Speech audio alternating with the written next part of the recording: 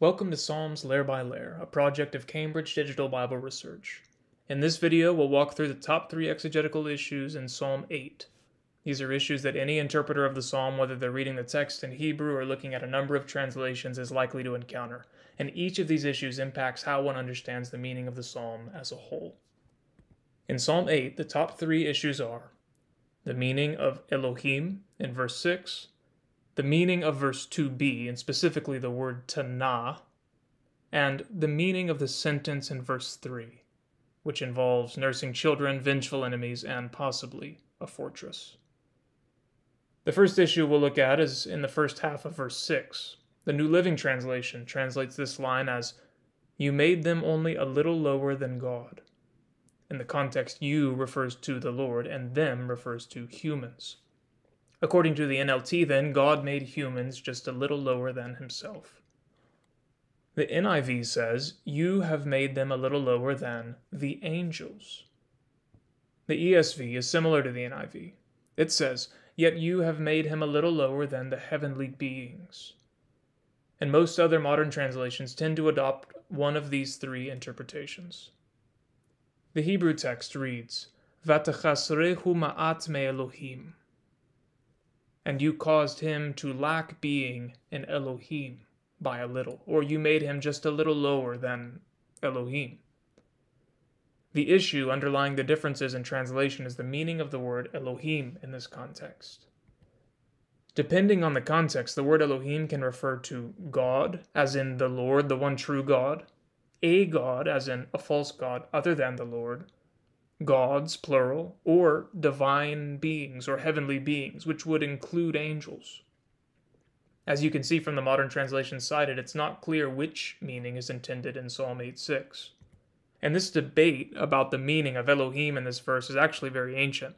The Septuagint, the Old Greek translation of the Old Testament, translated the word as angels. But when the Old Greek translation was revised, the revisers changed angels to God. Jerome's Latin translation also has God, and the translations of the Psalms into Syriac and Aramaic have angels. So the debate goes back for centuries, and we're not likely to solve the problem today, but we can offer some guidance in the direction of what we think is the most likely interpretation. Let's start with the view that Elohim refers here to the Lord, God in the singular. First, in support of this view, we note that Elohim refers to the Lord very often in the Psalms. This is by far the most common meaning of Elohim in the book of Psalms. In fact, every instance of Elohim up to this point in the previous Psalms, Psalms 1-7, has clearly referred to the Lord. Second, the next line in verse 6 says, "And you crowned him with glory and majesty." Elsewhere in the Psalms, glory and majesty, kavod v'hadar, are attributes typically ascribed to the Lord, not to angels or other heavenly beings.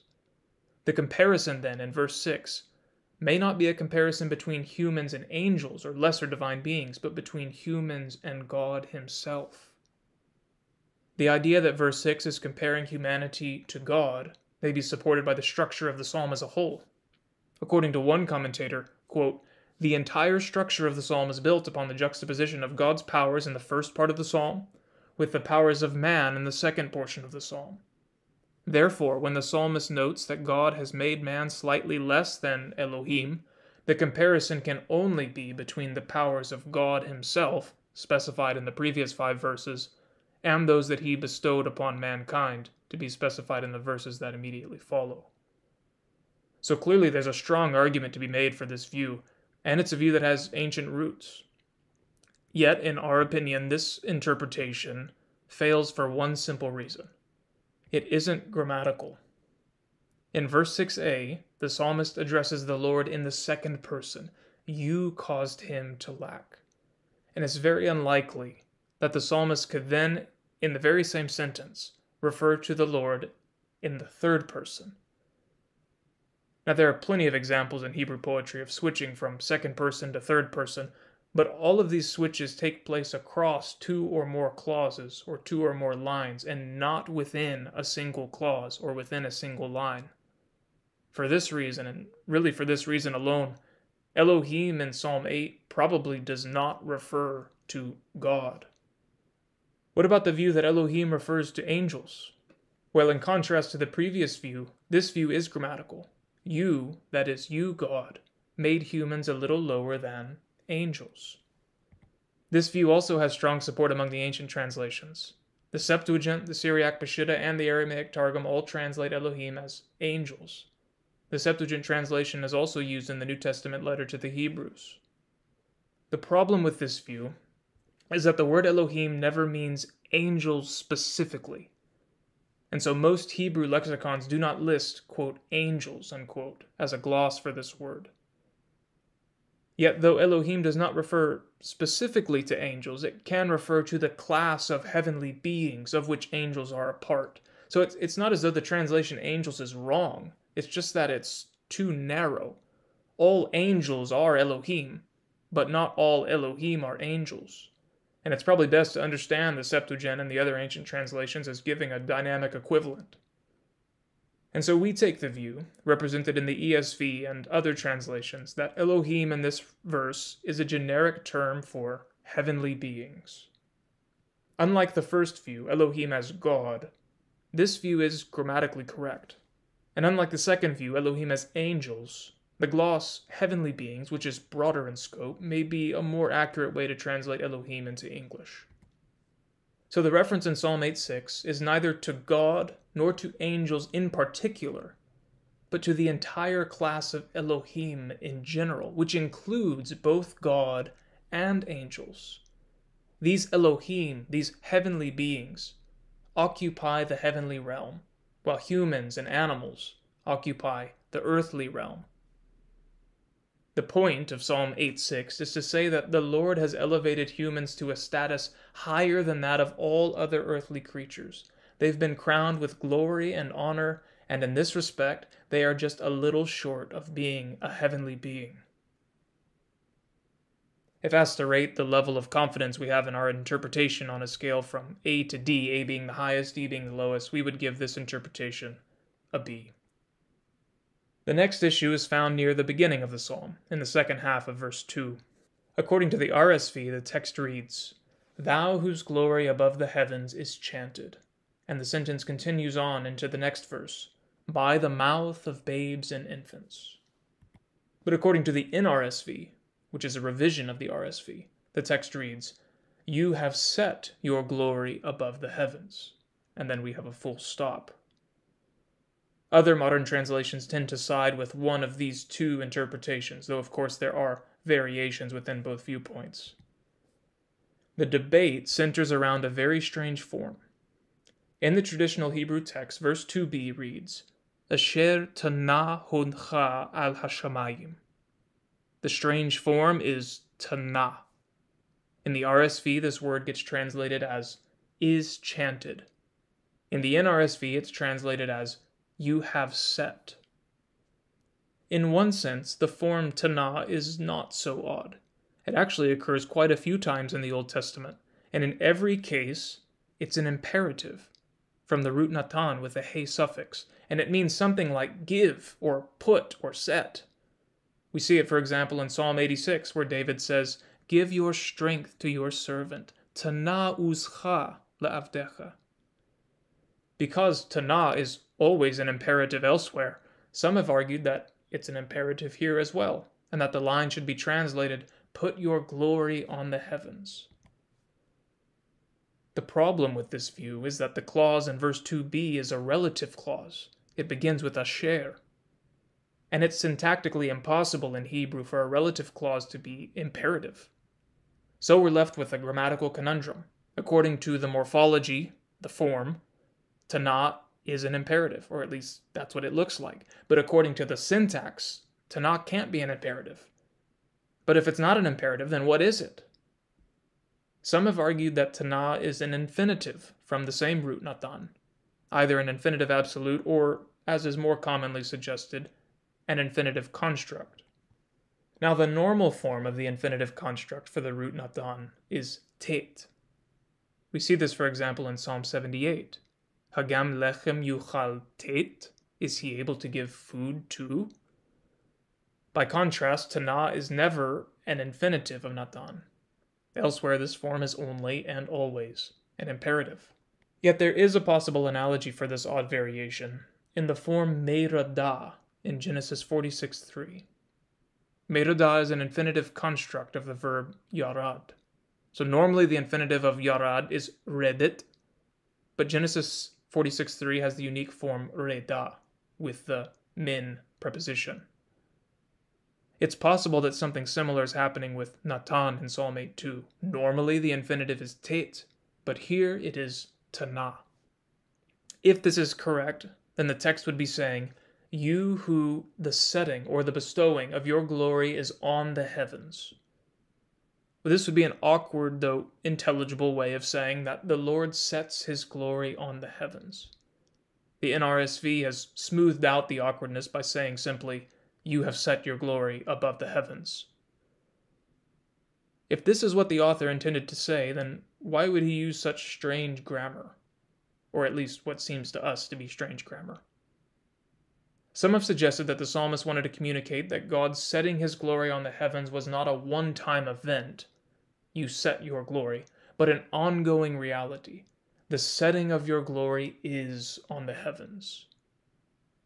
Now this might explain the use of an infinitive instead of a finite verb, but it still doesn't explain the use of such a strange form for the infinitive. It may be that the author chose the odd form tana as an infinitive for the sake of its sound. Verse 2b sounds in many ways like verse 2a. Verse 2b has shamayim, which sounds like shem in verse 2a. Verse 2b has asher, which sounds like aretz in verse 2a. And verse 2b has tana, which sounds like ma in verse 2a. So in conclusion, there is some evidence to suggest that tana is an infinitive construct, and there are ways of explaining why the author would use such an odd form. Those who remain unconvinced by any interpretation of tana, whether as imperative or infinitive, have concluded that the traditional Hebrew text has not accurately preserved the psalm at this point, and many attempts to fix the text have been proposed. The most popular of these emendations is reflected in several modern translations, including the RSV, NEB, REB, and GNT. According to this view, the consonants tav, nun, he are not from the root natan, but from the root tana, which means to recount or to praise. This verb is rare, but we see it, for example, in the poem in Judges 5. Sham yitanu tzidkot Adonai. There they recount the Lord's righteous acts. The verb yitanu is from the root tana. It's in the PL stem, and it means something like recount. So some have argued that in Psalm 8:2 the text should be revocalized, the vowels should be changed, from tana to tuna, so as to yield the pual passive form of the verb tana. And with this slight change in the vowels, the grammatical difficulties disappear. The text now reads, as the RSV has it, "Thou whose glory above the heavens is chanted." Or as the NEB says, "Thy majesty is praised high as the heavens." This view has the advantage of grammatical simplicity. There's no need to explain any odd form or an odd syntactic construction. This view also makes sense of the first words of the next verse, "out of the mouths of nursing children." According to most of those who hold this view, the nursing children in verse 3 don't belong with the rest of verse 3, but with verse 2b. The Lord's glory is praised or chanted out of the mouths of nursing children. This redivision of the text results in a very nice poetic balance. The refrain at the beginning of the psalm, "How majestic is your name," is now freed up so as to match the refrain at the end of the psalm, and all of the text in between this opening and closing refrain consists of neat line pairs or bicola. Verse 3 is no longer an awkward three-line verse or a tricolon. This view is attractive, and it's no surprise that several translations have followed it, that the UBS handbook also recommends it. And yet, like the other views, there are some difficulties with this view. In the first place, neither the revocalization of the text to tuna nor the redivision of the text has any textual evidence in its favor. The traditional division of the Hebrew text groups verse 2b not with 3a but with 2a, and the prepositional phrase in verse 3a, out of the mouths of nursing children, is grouped with the rest of verse 3. The Septuagint witnesses the same division, as do all of the other ancient translations, and it's according to this division that the text is quoted in the New Testament in Matthew 21:16. Secondly, the verb natan, to put or to give, is often used in combination with the noun hod, glory, and the preposition al, on, to refer to the bestowal of glory on someone. For example, in Numbers 27:20, the Lord says to Moses, "Put some of your glory on him," that is, on Joshua, "v'natata mehodcha alav," so that the whole Israelite congregation will listen. To put glory on someone is to confer authority on that person. And there are several other passages where this same construction is found with the same meaning. These parallel passages involving Natan plus Hod plus Al increase the likelihood that what we're looking at in Psalm 8:2 is the same expression. It would be difficult to read Tana as anything other than a form from the verb Natan.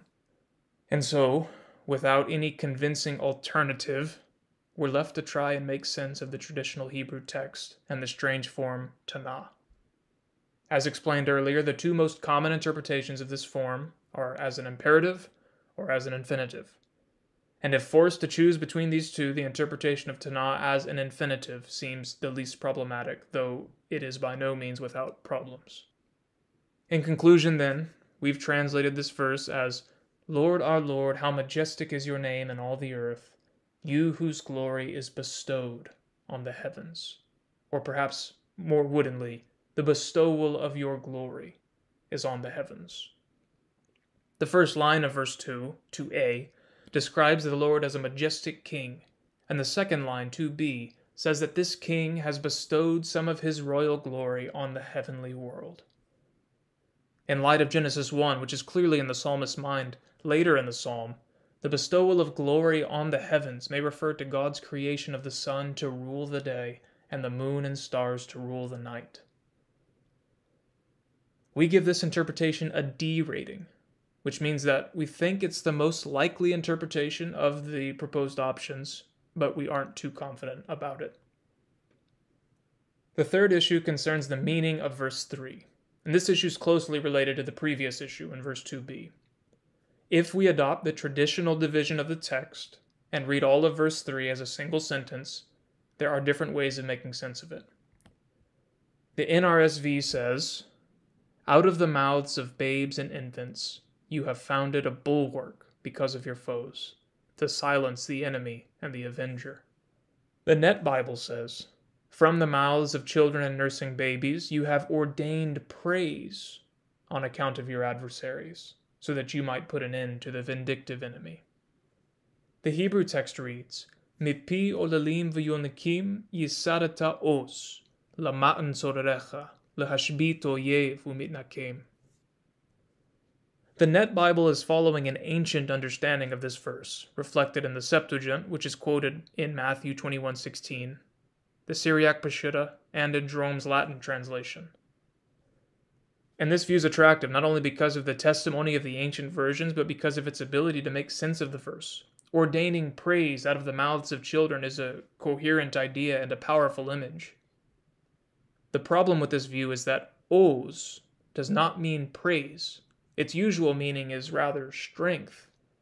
Sometimes, whenever os appears as the object of the verb to give, it can mean something like praise, that is, to give strength to someone can mean to ascribe strength to that person or to praise them for their strength.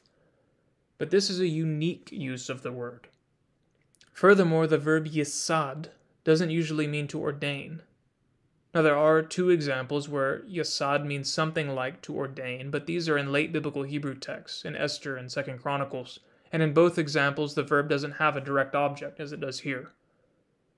The normal meaning of yesad is to lay the foundation, that is, to lay the foundation of an architectural structure like a house or a temple.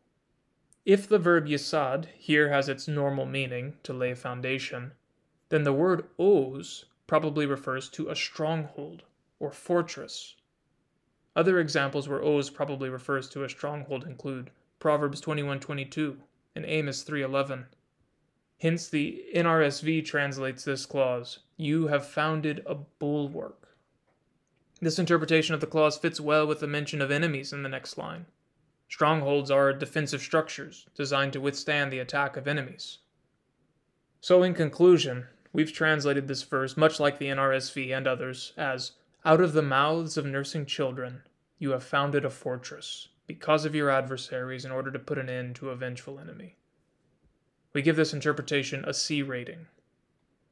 Now, this still leaves many questions unanswered. Who are the enemies?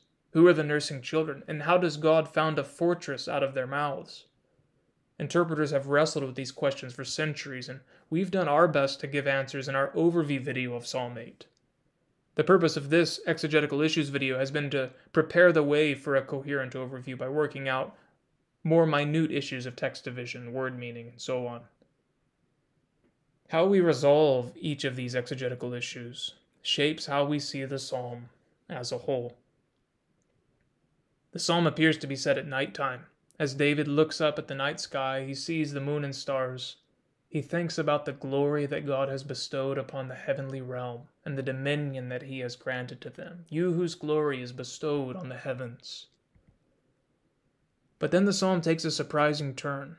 Not only has God bestowed glory on the heavens, but he's bestowed glory on humans, weak creatures made of dust. He's elevated them to a position just shy of a heavenly being and has given them dominion over all creation. This theme of using the weak to accomplish some great purpose is introduced in verse 3. It's through the prayers and praises of the weak and vulnerable that God found something strong, a fortress by which he defeats his enemies, brings order to creation, and makes his name majestic throughout all the earth.